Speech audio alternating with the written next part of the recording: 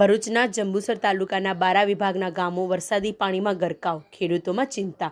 ભરૂચ જિલ્લાના જંબુસર તાલુકાના બારા વિભાગમાં સતત વરસી રહેલા ભારે વરસાદના કારણે અનેક ગામો પાણીમાં ગરકાવ થયા છે। ટંકારી, બંદર, સિંગરણા, બાકરપોર, ટીંબી, આસનવડ, મધફાર, કંસાગર અને ઠાકોર તલાવડી સહિતના વિસ્તારોમાં વરસાદી પાણી ભરાઈ જતા જનજીવન પ્રભાવિત બન્યું છે। ભારે વરસાદને કારણે ખેતરોમાં મોટા પ્રમાણમાં પાણી ભરાઈ જતા ચોમાસાની શરૂઆતમાં જ ખેડૂતોના પાકને ભારે નુકસાન પહોંચવાની ભીતિ સર્જાઈ છે। ખેડૂતોના જણાવ્યા મુજબ આશરે 1200 એકર વિસ્તારમાં આવેલા બલ્ક ડ્રગ પ્રોજેક્ટની દિવાલો અને અંદર બનાવવામાં આવેલા ડામર માર્ગના કારણે વરસાદી પાણીનો કુદરતી નિકાલ અટકી ગયો છે। પરિણામે પાણી ખેતરો તેમજ ગામોની ચારે બાજુ ફરી વળતા ખેતી અને જનજીવન પર ગંભીર અસરો પડી રહી છે।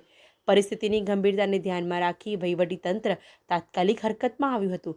જંબુસરના મામલતદાર, પોલીસ તંત્ર તેમજ વિસ્તારના ધારાસભ્ય દેવકિશોર સ્વામી, તાલુકા ભાજપ પ્રમુખ કુલદીપસિંહ યાદવ અને તાલુકા પંચાયત પ્રમુખના પતિ સંજયસિંહ યાદવ સ્થળ પર પહોંચ્યા હતા।